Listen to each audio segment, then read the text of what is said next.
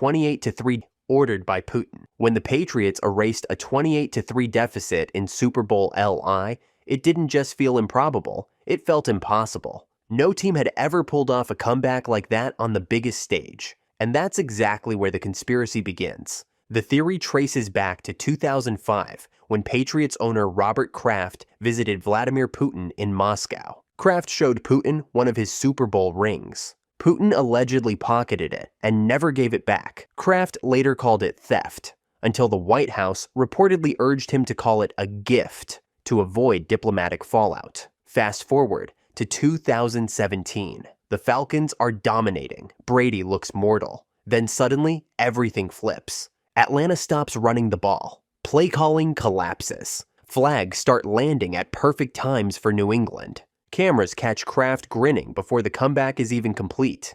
That's where the legend starts. Was the favor ever repaid? The theory suggests a shadow exchange. Putin kept the ring. The NFL kept its dynasty. That Kraft's political and business ties made him too valuable for the league to lose. The game itself was supposedly steered, not rigged. Momentum managed through penalties, clock control, and drive timing to build the most dramatic win possible. Of course, none of this can be proven, but the coincidences pile up. The Patriots' comeback became the single most watched Super Bowl ever. The narrative turned Brady from hero into myth, and Robert Kraft's missing ring still in the Kremlin's possession. For believers, 28-3 wasn't a miracle. It was a transaction. Fake Ben Roethlisberger double. The year was 2006. Pittsburgh's Super Bowl hero, Ben Roethlisberger, crashed his motorcycle at an intersection in downtown Pittsburgh. He wasn't wearing a helmet. Witnesses said the impact launched him over the handlebars.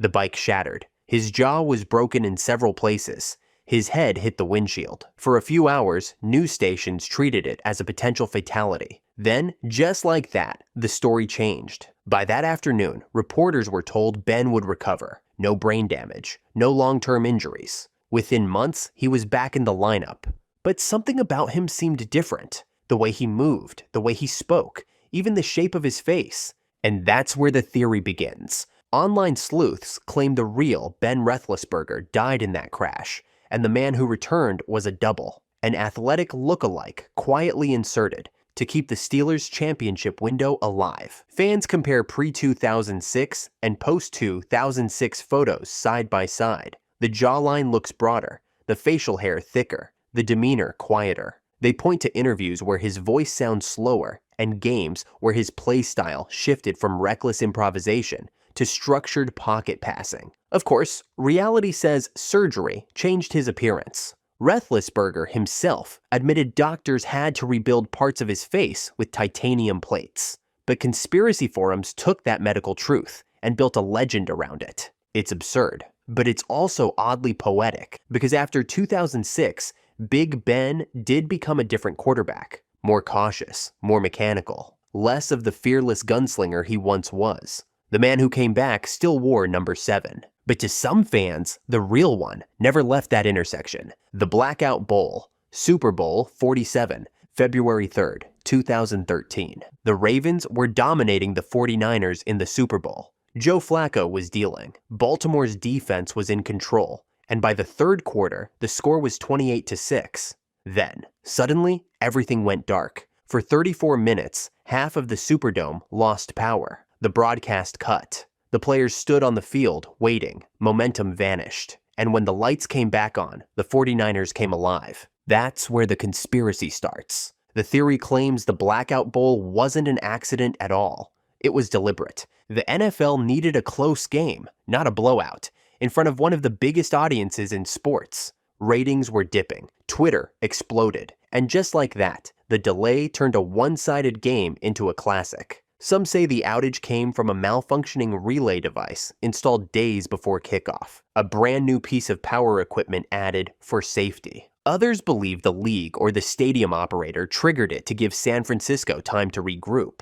Even 49ers players admitted afterward that the break helped them reset mentally and change their plan of attack. There's another wrinkle. CBS, the broadcaster that year, had record ad rates for the second half. The blackout stretched the game, increased viewership, and extended ad inventory. No one officially benefited from the delay, but the numbers did. The NFL and the power company both denied any intent. But when you look at the timing, the storyline, and the perfect shift in drama, it's hard not to wonder. A power surge, a comeback, and a conveniently unforgettable Super Bowl. Whether it was sabotage or coincidence, the blackout made sure the lights never went out on the NFL's ratings. By the way, I'm going to be posting a lot here, so it would mean a lot if you subscribed and dropped a like for the algorithm.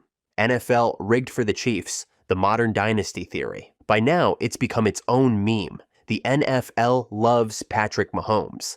Every late flag, every do-over down, every close call in a primetime slot, someone in the crowd is already shouting that it's scripted. The theory says the Chiefs aren't just good, they're protected. Fans trace the pattern back to the moment Mahomes became the league's face. Since 2018, Kansas City has been featured in more national broadcasts than any other team. Ratings skyrocket when they play, and merchandise sales follow. A perfect marketing engine, a likable superstar quarterback, a loud fan base, and a family-friendly image. The league, some say, can't afford to let him lose too often. Then there are the calls. Roughing the passer flags that seem gentler for Mahomes than for anyone else.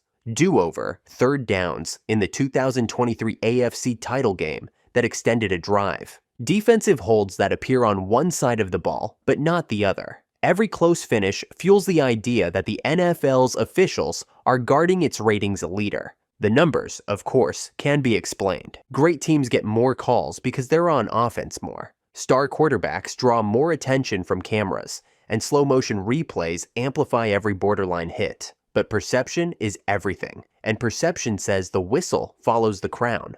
Conspiracy believers point to the pattern. A Mahomes comeback always feels televised perfectly. The league's official social channels promote him more than any other player. And every new rule about protecting quarterbacks seems to fit his exact style. Maybe it's all coincidence. Maybe the Chiefs are simply that good. But to the skeptical, it looks like the league picked its next dynasty, and the refs got the memo. Spygate cover-up.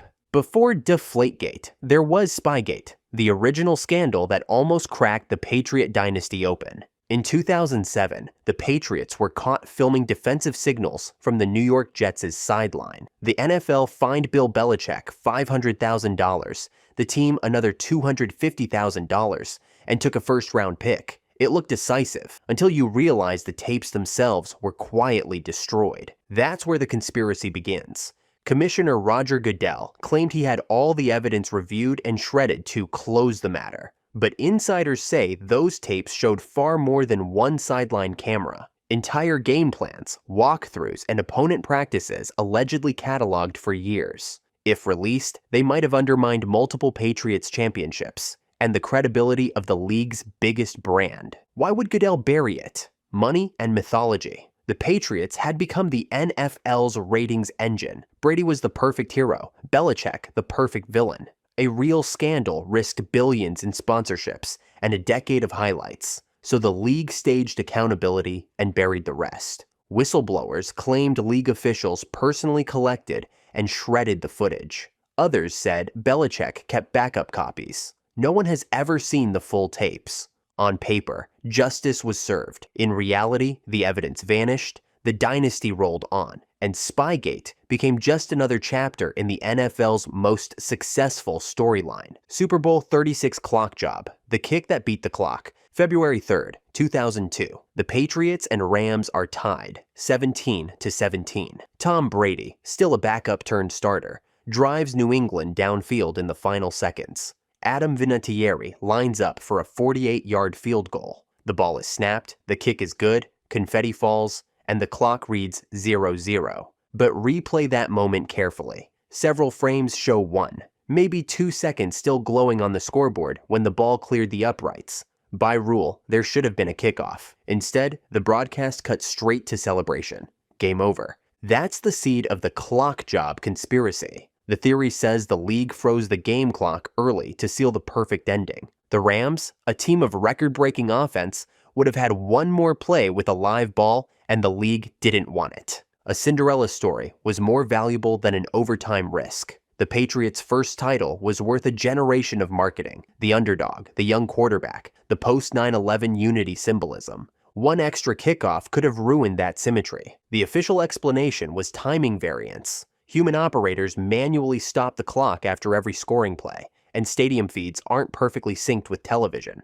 The NFL calls it a routine discrepancy, but fans noticed that the feed cut early, the scoreboard froze, and no independent footage has ever shown the full clock runoff. A glitch, maybe. A miracle? Maybe. Either way, that frozen scoreboard helped launch a dynasty, Bountygate. On the surface, the Saints' Bountygate scandal was simple. Defensive players paid cash bonuses for injuring opponents. In 2012, the NFL came down hard. Suspensions, fines, public outrage. It looked like a clear case of a team crossing a moral line. But conspiracy theorists saw timing. Just months earlier, Bounty Paper Towels had launched a massive ad campaign built around toughness. The quicker picker-upper. The overlap of names was too perfect. Internet threads lit up claiming the whole controversy had been amplified or even orchestrated as a viral marketing ploy. The theory said the word bounty saturating every headline wasn't coincidence.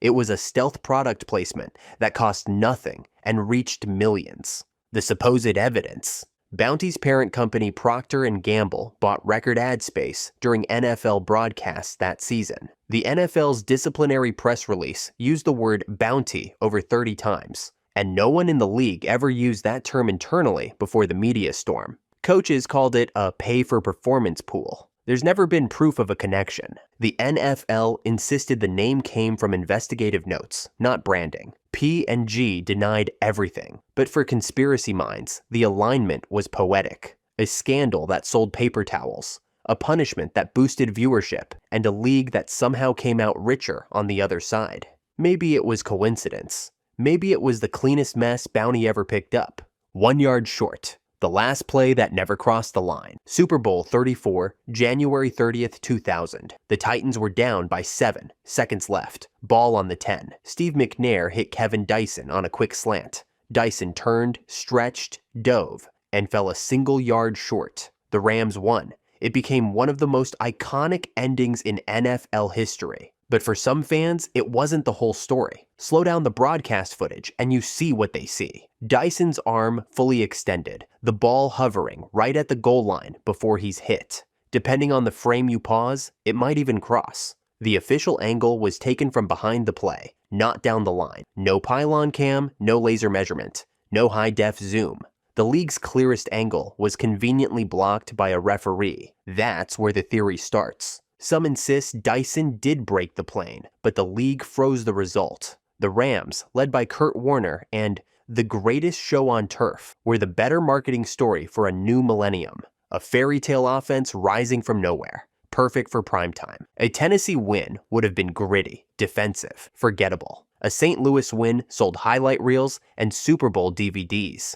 Then there's the Vegas angle. The Rams were favored by 7. A touchdown would have pushed the game to overtime and swung millions in bets. Instead, the final margin landed exactly on the spread. No proof ever surfaced. The play stood, the legend grew, and the image of Dyson, knees on the turf, arm outstretched, became NFL folklore. Deflategate, the Patriots and the air pressure scandal. The AFC Championship game. January 2015, the Patriots crushed the Colts 45-7 on a cold, rainy night in Foxborough. A few hours later, whispers started. The footballs New England used felt light, softer, easier to grip. Within days, it became Deflategate, the most dissected controversy in NFL history. The official version is simple. Investigators said 11 of 12 Patriots footballs were under the minimum pressure. Quarterback Tom Brady supposedly asked the equipment staff to take a little air out, giving him a better feel in bad weather. The league punished him with a 4-game suspension, fined the team, and stripped draft picks. But the deeper story, and the conspiracy, runs colder than the January air. Pressure drops naturally when temperatures fall. Physics alone can explain most of the readings. Yet, the league ignored that. They ran the test with 2 different gauges, leaked the wrong numbers to reporters, and let the public crucify Brady. Some say it was revenge, a quiet correction after the league's Spygate embarrassment years earlier. The Patriots had made the NFL look weak once. This time, the shield struck back. And then came the phone. Brady smashed it before meeting investigators, claiming privacy. That single act sealed the narrative. Guilt or frustration? Depends who you ask.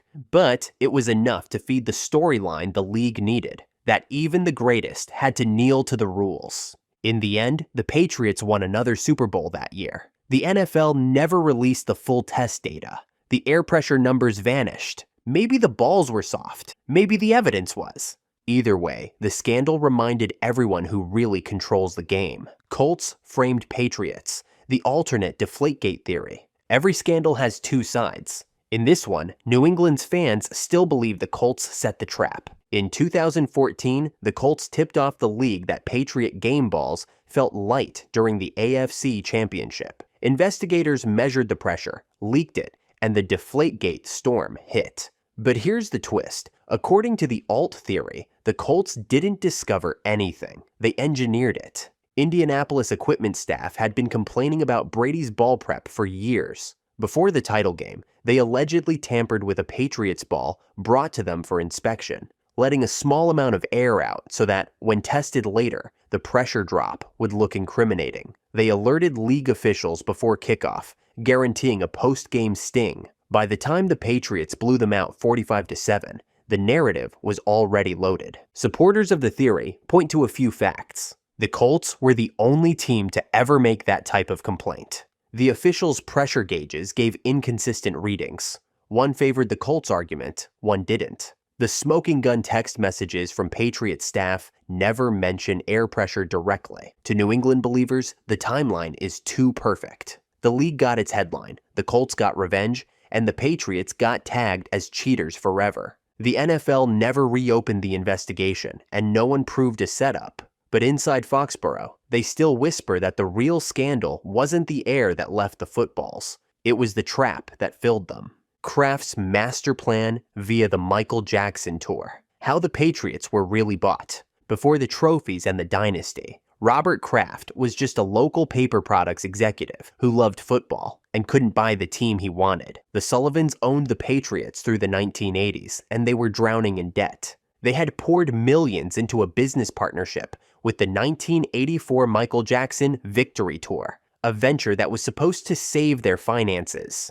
Instead, it nearly bankrupted them. That's where the conspiracy begins. According to the theory, Kraft saw the collapse coming and helped push it along. He already owned the parking lot and stadium lease in Foxborough. When the Sullivans tried to bring in concerts and outside events to raise cash, Kraft allegedly used local political ties and zoning leverage to block them. Each denial tightened the squeeze. By the time the Jackson Tour lost money, the Patriots were hemorrhaging. The Sullivans had to sell, and Kraft was waiting. Some believe the pop culture failure wasn't coincidence at all. The tour sabotage theory says Kraft quietly positioned himself with lenders and local officials to ensure the Sullivans couldn't recover. The timing lines up. The tour ended in debt. The stadium defaulted, and Kraft stepped in to buy the lease in 1988, gaining the one piece of property that guaranteed him first rights if the franchise ever went up for sale. 5 years later, that's exactly what happened. Kraft outbid every buyer,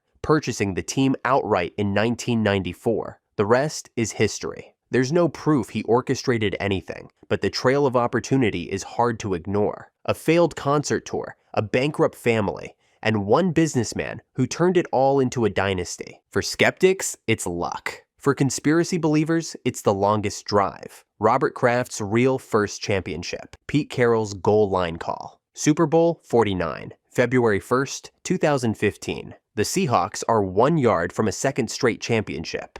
Beast Mode Marshawn Lynch is in the backfield. Everyone knows what's coming. Instead, Pete Carroll calls a slant pass. Malcolm Butler jumps it. Game over. The Patriots win. The world erupts. Theories started before the confetti hit the turf. On paper, it's a bad call. In conspiracy form, it's a setup. The idea goes like this. Pete Carroll didn't trust Marshawn Lynch. Lynch was a fan favorite, but also outspoken, rebellious, and famously anti-media. A touchdown from him would have made him the face of the franchise, the Super Bowl MVP, not Russell Wilson. And Wilson, the clean-cut, sponsor-friendly quarterback, was who the NFL wanted on the podium. That's the marketing angle. Then, there's the Vegas angle. The spread was narrow. An interception kept the score under. A run from Lynch risked overtime and a busted line. To conspiracy believers, the worst call in Super Bowl history wasn't bad judgment. It was controlled chaos.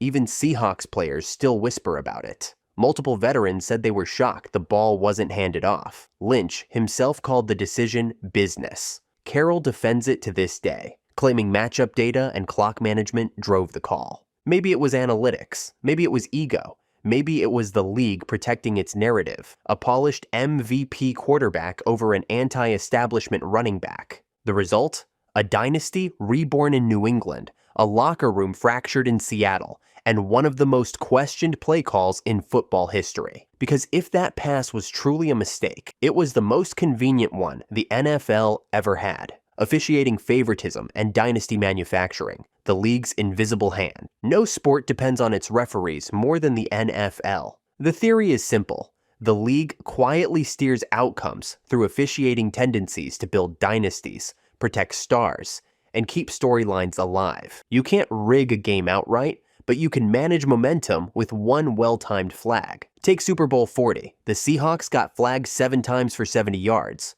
2 touchdowns were called back. Every major call favored the Steelers. A perfect ending for Jerome Bettis' retirement and Pittsburgh's fairy tale run. Years later, even the game's referee admitted, "It wasn't our best day." For conspiracy believers, that was confession enough. Then there's star protection. Quarterbacks like Brady, Rodgers, and Mahomes seem to get softer roughing calls than anyone else. Defensive backs can't breathe on high-value receivers without a flag. Face of the league players get invisible shields because the league needs them upright and marketable. Analysts point to data.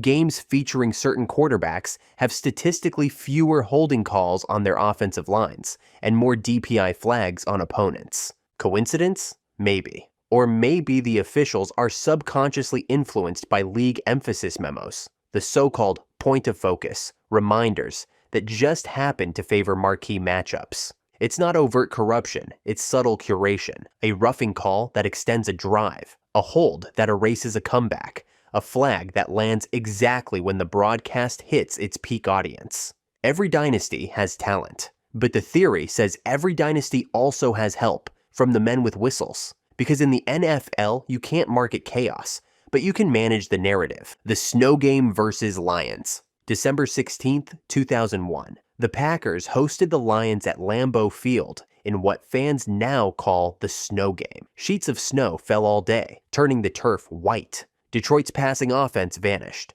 Green Bay ran wild. And tucked beneath that picturesque broadcast was a rumor that never melted away. The conspiracy says the snow wasn't natural. That morning, Green Bay's field crew cleared the turf for warm-ups, but by kickoff, heavy flurries returned, far heavier than forecasted. Hours later, word spread that the league had brought in Canadian snow removal trucks overnight to maintain Lambeau's field surface during a blizzard warning. The twist? The theory claims the NFL let the snow fall intentionally after ensuring the field would stay playable, creating perfect conditions for a Green Bay win and a winter highlight reel. Believers point to strange details. The forecast predicted light flurries. Doppler radar later showed narrow snow bands directly over Lambeau. TV crews were pre-equipped with snowproof camera housings, usually reserved for games in Buffalo or Foxborough. And league promo footage of football in the elements dropped within hours, already edited and distributed to media outlets. It might sound absurd, but weather's always been part of the NFL's image. Snow games sell nostalgia, mud, breath, and grit. The league's marketing around it was too perfect. To skeptics, that's not a coincidence. It's choreography. There's no evidence the NFL can control snow, but it doesn't need to. Just timing, just opportunity, just enough football weather to tilt a field, freeze a fast team, and give the cameras a mythic backdrop. Maybe the snow fell by chance. Or maybe, for one afternoon, the NFL made winter its co-conspirator. Suck for luck. In 2011, the Indianapolis Colts collapsed. Peyton Manning, their franchise quarterback, missed the entire season after neck surgery. Without him, the team looked lost, finishing 2-14 after a decade of dominance. The result? The number, 1 pick in the draft, and a can't-miss prospect named Andrew Luck. It looked like fate. To conspiracy believers, it looked like planning. The suck for luck theory claims the Colts didn't just stumble into that record, they aimed for it. Manning's recovery timetable was murky. Reports said he might return late in the year, but the front office never pushed him. Backup quarterbacks Curtis Painter and Dan Orlovsky were left to flounder behind a stripped-down roster. Veterans were benched for evaluation. Close games slipped away with odd play calls. Everything pointed toward one outcome: secure the future, even if it meant sacrificing the present. The evidence lines up neatly. The Colts started the season 0-13 before suddenly showing fight. Just enough to look credible, not enough to lose draft position. Owner Jim Irsay kept the coaching staff intact until the season ended, firing them only after the top pick was locked in. The front office never tried to sign a proven backup, even when names like Donovan McNabb and Carson Palmer were available. Luck, of course, became the face of the franchise the moment he was drafted. The transition from Manning to Luck was seamless. Too seamless for some fans to believe it happened naturally. Maybe it was coincidence. Maybe it was good business. But in a league built on parity, tanking quietly is the cleanest conspiracy of all. Raiders versus NFL. The Elway trade that never happened. Before John Elway ever threw a pass for the Broncos, he was almost a Raider. In 1983, Al Davis had a deal lined up with the Baltimore Colts. Draft picks, players, everything set. Elway didn't want to play for Baltimore. He wanted the West Coast, and Davis was ready to deliver it. But the deal collapsed overnight. Officially, the league said it fell apart over timing. Raiders fans say something else happened. According to the theory, NFL Commissioner Pete Rozelle personally killed the trade. Not for business reasons, but out of spite. Davis had been a constant thorn in the league's side. Lawsuits, relocation battles, fights with ownership committees. The last thing Rozelle wanted was to reward him with a generational quarterback. So the story goes, the commissioner stepped in behind closed doors and pressured the Colts front office to send Elway anywhere else. Within days, Elway was traded to Denver. No formal veto was ever documented, but insiders later admitted the commissioner's office was deeply involved. It wasn't the first time either. Davis had accused the league of manipulating his franchise before, blocking moves, stalling stadium approvals, freezing him out of key committees. This was just the crown jewel, the NFL's quiet revenge. In the end, Denver got 3 decades of Hall of Fame quarterback play. The Raiders got a lifetime of what-ifs. And Pete Rozelle got the last laugh. Whether it was a business decision or a personal feud, the result reshaped the AFC forever. Because sometimes the most important trade in football history isn't the one that happens. It's the one that's stopped. Super Bowl III, the fix that launched the AFL, January 12th, 1969. The Baltimore Colts were 18-point favorites, an NFL powerhouse expected to crush the upstart New York Jets. Joe Namath, guaranteed a win, smiled for the cameras, and 3 hours later, the impossible happened. The Jets dominated 16-7. The upset was so perfect that it rewrote football history, or, if you ask some fans, it was written in advance. The conspiracy says Super Bowl III was scripted to legitimize the upcoming AFL-NFL merger. The new league needed credibility, television contracts, and parity to justify combining with the established NFL. A one-sided blowout would have made the merger a joke. A shocking upset turned it into destiny. The fix, believers claim, came through gamblers and quiet league pressure on the Colts. The evidence? The Colts' mistakes looked too clean. Veteran quarterback Earl Morrall threw 3 interceptions to open defenders. Baltimore's offense abandoned its dominant ground game. Their kicker missed routine field goals. And after the game, several Jets players said they could call every play before the snap. Some blamed scouting. Others whispered about more. There's also the Vegas angle. Betting lines swung dramatically in the days before kickoff. Heavy late money poured in on the Jets, as if someone knew. When they won, the AFL's television ratings skyrocketed, and the merger deal finalized within a year. The game that saved pro football just happened to be the one that shocked the world. No proof ever surfaced. No confessions, no documents. But the timing is suspiciously perfect. A fixed loss for the NFL's strongest team created the biggest marketing boost the sport ever had. Whether it was divine luck or deliberate balance, Super Bowl III created the modern NFL. Strahan's sack record gifted. January 6, 2002. The Packers and Giants closed the regular season with nothing left to play for, except one record. Michael Strahan sat at 21.5 sacks, half a sack shy of the single-season mark. One more play, one more tackle, and history was his. Enter Brett Favre. Midway through the fourth quarter, Favre rolled right on a naked bootleg, looked up, and gently fell to the turf. Strahan touched him down. The Giants' sideline erupted. Cameras flashed. The official scorer ruled it a sack. 22.5 for the season, a new record. The image of Favre grinning and Strahan raising his arms became instant NFL folklore. Then the questions started. Defensive linemen across the league called it staged. Favre had known the record number, they said, and he gift-wrapped it. Replays show no receiver routes, no blocking setup, just Favre drifting into Strahan's lane and sliding. Even Strahan's own teammates looked confused before celebrating. For years afterward, whenever someone neared his record, analysts replayed the dive in slow motion. Maybe it was respect between veterans. Maybe it was theater. But for everyone who watched live, it didn't look like a sack. It looked like a handoff. And in a sport built on toughness and chaos, that one gentle fall remains the softest record the NFL has ever written. Seahawks gave Romo a slick ball, the fumble nobody forgot. January 6th, 2007,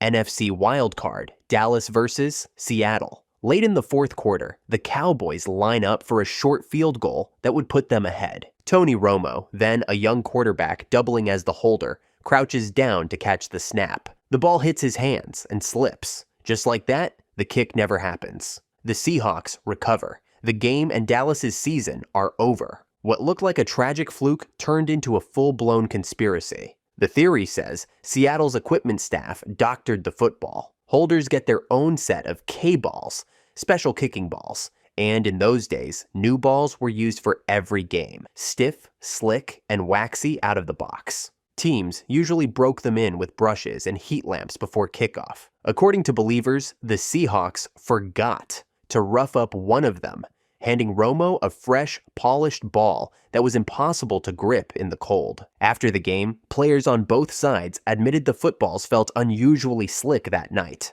The temperature in Seattle hovered near freezing, amplifying the issue. Slow-motion replays show Romo squeezing the ball. His fingers slide instantly. The surface almost gleams under the lights. Romo never returned to holding duties. The NFL later changed its procedures. Visiting teams could prepare kicking balls under supervision, and all K-balls would be preconditioned before games. But for Cowboys fans, that rule change was proof. The league knew something was off. Maybe it was a bad break. Maybe it was sabotage hidden in plain sight. Either way, one slippery football changed Tony Romo's career and handed Seattle a playoff win they barely earned. NFL owners sabotaged Browns 1999, the expansion team built to fail. When the Cleveland Browns returned to the NFL in 1999, it was supposed to be a redemption story. A proud franchise, reborn after Art Modell, moved the original team to Baltimore in 1995. Instead, the new Browns became a punchline. From the very start, they were a disaster on the field and in the front office. The theory says that wasn't an accident. According to Browns fans, the league's owners quietly sabotaged the new franchise. The motive? Punishment. Cleveland had embarrassed the NFL during the relocation fiasco. Lawsuits, public outrage, government intervention. When the league finally agreed to restore the team, the other owners wanted revenge served cold. The expansion draft rules tell the story. In previous expansions, teams like Jacksonville and Carolina were given generous player pools and salary cap flexibility. They became playoff teams within 2 years. Cleveland's 1999 setup was completely different. Other teams protected nearly their entire starting lineups, leaving only aging veterans and bloated contracts available. The Browns ended up with cast-offs, backups, and players already past their prime. Then came the scheduling. The Browns opened with brutal matchups, including Pittsburgh and Tennessee, physical teams built to expose expansion rosters. Even their stadium deal looked cursed. Poor turf, constant construction, and limited revenue sharing. Every advantage other franchises enjoyed was stripped away. The result? 2 to 14 in their first year, 3 to 13 the next. A culture of losing that lasted more than a decade. The NFL gave Cleveland its logo, its history, and its colors, but not its dignity. The city got a team back on paper. The league got revenge on its terms. Maybe the Browns were just poorly run, or maybe they were built to prove a point. In the NFL, you don't cross the shield and expect mercy. Golden Team Ratings Engine, the NFL's algorithm of fame. Every generation has its dynasty. The Cowboys of the 90s, the Patriots of the 2000s, the Chiefs today. Different uniforms, same result. A chosen few dominate the decade. To conspiracy believers, that pattern isn't coincidence, it's programming. The Golden Team Ratings Engine theory says the NFL doesn't leave parity to chance. Instead, it steers storylines and officiating emphasis to favor the markets and players that drive the highest ratings. Not rigging outcomes, just nudging them. Fans point to the numbers.